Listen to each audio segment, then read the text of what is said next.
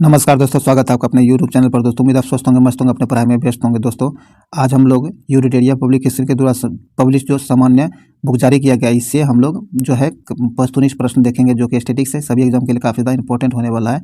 ये सभी एग्जाम के लिए इंपॉर्टेंट है, ध्यान में जरूर रखिएगा। चाहे वो बिहार दरोगा हो, बीपीएससी हो, या फिर सिविल कोर्ट हो, सभी एग्जाम के लिए, या फिर बिहार पुलिस हो, सभी एग्जाम के लिए इंपॉर्टेंट है। तो इसलिए आप इसे मिस नहीं कीजिए, शुरू से अंत तक जरूर देखिए, ताकि इसका फायदा मिल सके। स्टैटिक्स है तो ये सभी एग्जाम में इसका रिपीटेशन होना तय है, तो इसीलिए आप इसे जरूर देखिए ताकि इसका फायदा आपको मिल सके। और इससे पहले जो आपको जितने भी वीडियो इसका हो चुका है, अगर आप नहीं देख पाए तो उसके प्लेलिस्ट का लिंक भी डिस्क्रिप्शन में मिल जाएगा, उसे भी जाकर जरूर देखिए, ताकि इसका बेनिफिट आपको एग्जाम में देखने के लिए मिल सके। और इस वीडियो को शुरू से अंत तक देखिए, इस वीडियो को लाइक शेयर जरूर कीजिए, ताकि इसका फायदा औरों को मिले, ज़्यादातर लोगों तक पहुँच सके। और इस चैनल को सब्सक्राइब जरूर कर लीजिए। तो चलिए इस वीडियो को शुरू करते हैं, ज़्यादा टाइम नहीं गवाते हैं, इस वीडियो को शुरू करते हैं। आइए, सेट नंबर 70 का पहला क्वेश्चन कहता है कि नीति निर्देशक या नीति निर्देशक तत्वों को निम्नलिखित में से किसने लक्ष्य एवं आकांक्षाओं का घोषणा पत्र कहा है और इन्हें धार्मिक उपदेश बताया है। तो ये बताया आपको केसी विहर ने। किसने? केसी विहर ने बताया है। बी नंबर से आंसर हो जाएगा। आगे, भारत में प्रोटेम स्पीकर नियुक्त करने की व्यवस्था किस देश से ली गई है?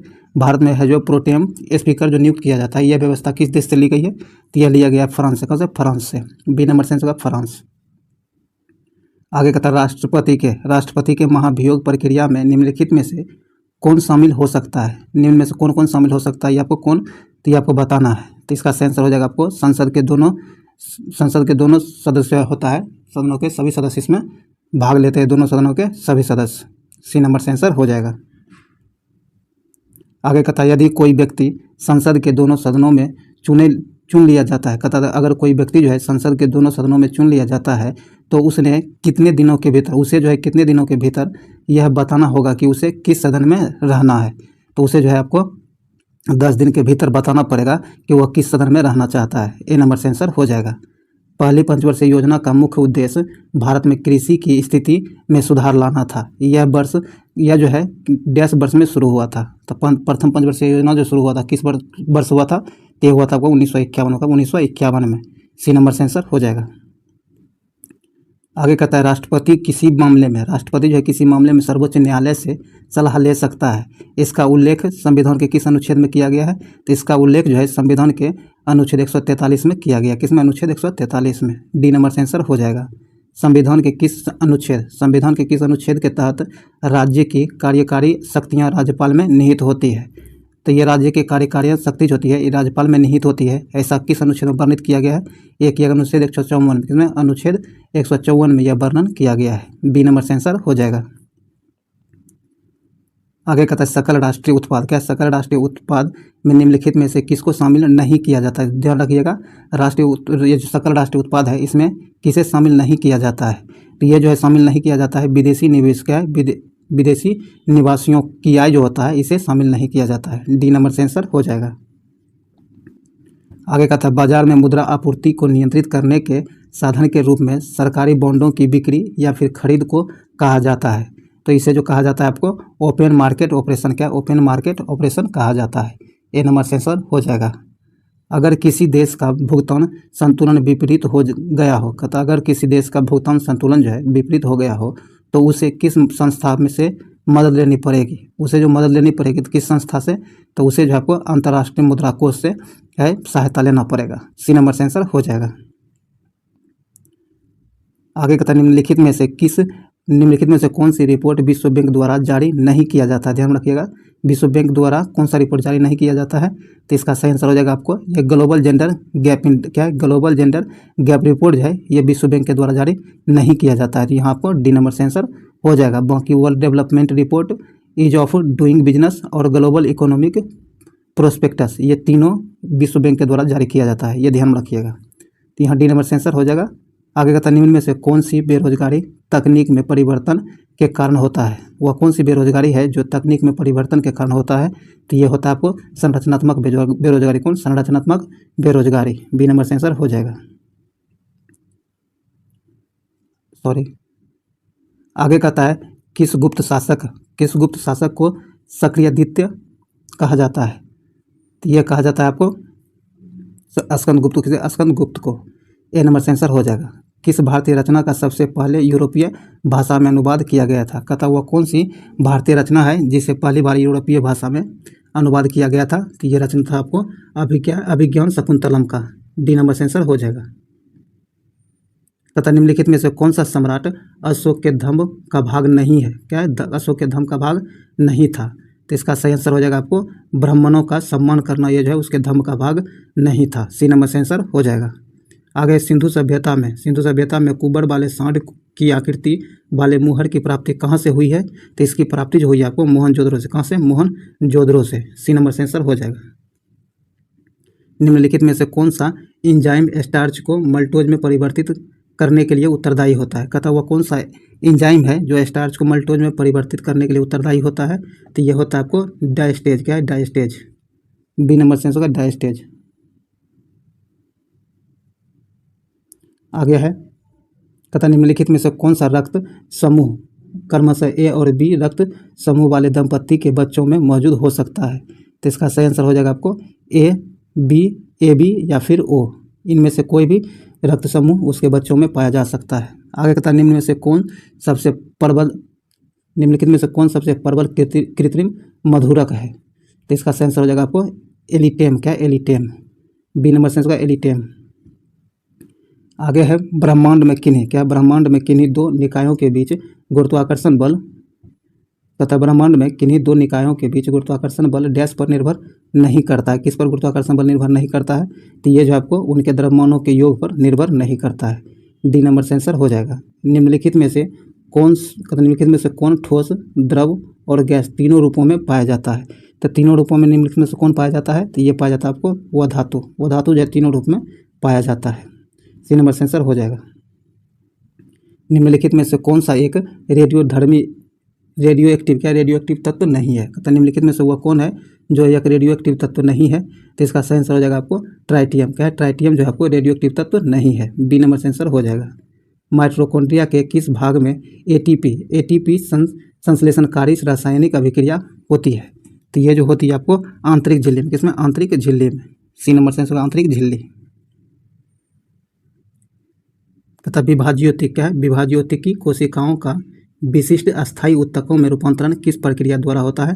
तो इसका जो किस प्रक्रिया द्वारा ये रूपांतरित होता है? तो ये होता है आपको कोशिका विभेदन के द्वारा। कोशिका विभेदन के द्वारा। ए नंबर से आंसर हो जाएगा। निम्नलिखित में से कौन संयोजी ऊतक का उदाहरण है? तथा संयोजी ऊतक का निम्न में से कौन उदाहरण है? तो संयोजी ऊतक का उदाहरण आपको रक्त है, अस्थि भी है और उपास्थि भी है। तीनों जो आपको संयोजी ऊतक का उदाहरण है। तो यहाँ डी नंबर से आंसर हो जाएगा।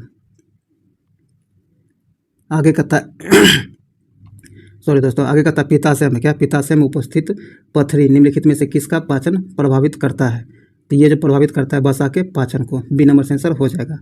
एक डायोप्टर डैश के बराबर होता है? एक डायोप्टर जो है आपको 1 मीटर पर पावर 1 माइनस जो होता है -1 के बराबर होता है। बी नंबर से आंसर हो जाएगा। आगे कहता निम्नलिखित में से किसमें जंतुओं के वर्ग नहीं है? कहता निम्नलिखित में से किसमें जंतुओं के वर्ग नहीं है? तो जंतुओं के वर्ग जो नहीं है ये आपको निमेटोडा जिस्रोस्पर्म। सी नंबर से आंसर हो जाएगा। चलिए आगे है आगे कहता है किसी वस्तु का द्रव्यमान निम्नलिखित में से किसका माप है? कहता है किसी वस्तु का द्रव्यमान जो है निम्नलिखित में से ये किसका माप है? तो ये जो माप होता है आपको जड़त्व का माप। क्या? जड़त्व का माप होता है। सी नंबर से आंसर हो जाएगा। आगे कहता है किसी मिश्र धातु में जस्ता नहीं पाया जाता? वो कहता है निम्न में से वो कौन से मिश्र धातु है जिसमें जस्ता नहीं पाया जाता है? तो आपको ब्रॉन्ज, कांसा में जो आपको जस्ता नहीं पाया जाता है। बी नंबर से आंसर हो जाएगा। आगे कहता क्षेत्रफल की दृष्टि से भारत के 4 बड़े राज्यों को अवरोही क्रम में सजाए। तो इसका सही क्रम हो जाएगा आपको राजस्थान, मध्य प्रदेश, महाराष्ट्र और उत्तर प्रदेश। ये क्रम ध्यान रखिएगा। डी नंबर से आंसर हो जाएगा। भारत में सर्वाधिक लवणीय मृदा किस क्षेत्र में पाया जाता है? कहता है भारत में सर्वाधिक लवणीय मृदा जो है किस क्षेत्र के राज्य में, मतलब किस राज्य में पाया जाता है? तो इसका सही आंसर हो जाएगा आपको गुजरात में। कहाँ? गुजरात में। बी नंबर से आंसर गुजरात। भारतीय मौसम वेधशाला एवं संस्थान कहाँ अवस्थित है? तो ये जो अवस्थित है आपको पुणे में। कहाँ? पुणे में। सी नंबर से होगा पुणे। काराकोरम, लद्दाख एवं जास्कर श्रेणी में निम्न में से किस हिमालय के अंतर्गत आते हैं? कहता काराकोरम, लद्दाख और जास्कर। ये श्रेणियाँ जो है निम्नलिखित में से हिमालय के किस के अंतर्गत आता है? तो ये जो होता है हिमालय के ट्रांस हिमालय श्रेणी में आता है। ए नंबर से आंसर हो जाएगा। आगे कहता है भारत के अंडमान निकोबार, क्या भारत के अंडमान निकोबार में स्थित नारकोडम ज्वालामुखी किस प्रकार की है? तो ये जो है आपको प्रसुप्त, क्या है? प्रसुप्त ज्वालामुखी है। बी नंबर से आंसर हो जाएगा। समुद्री व्यापार हेतु कार्टेज पद्धति लागू की थी। तो ये जो लागू किया था ये आपको पुर्तगालियों ने लागू किया था। किसने? पुर्तगालियों ने लागू किया था। ए नंबर से आंसर हो जाएगा। कहता किस पेशवा ने अंग्रेजों से बेसिन की संधि की थी? कहता वह कौन से पेशवा थे जिन्होंने अंग्रेजों के साथ बेसिन की संधि की थी? तो ये किया था आपको बाजीराव द्वितीय ने। किसने? बाजीराव द्वितीय ने। डी नंबर से आंसर हो जाएगा। बम्बई में रेतबारी जो है रेतबारी बंदोबस्त व्यवस्था किसने लागू किया था? बम्बई के अंदर जो है अस्थाई बंदोबस्त रेतबारी बंदोबस्त व्यवस्था जो लागू किया था ये किसने किया था? तो ये किया था आपको एलिफिंस्टन ने। सी नंबर से आंसर हो जाएगा। कहता अधिराष्ट्रीय, यह राष्ट्रीय विद्रोह था। कहता यह राष्ट्रीय विद्रोह था ना कि सिपाही विद्रोह। 1857 की क्रांति के बारे में उपयुक्त मत किसका था? यह मत जो था किसका था?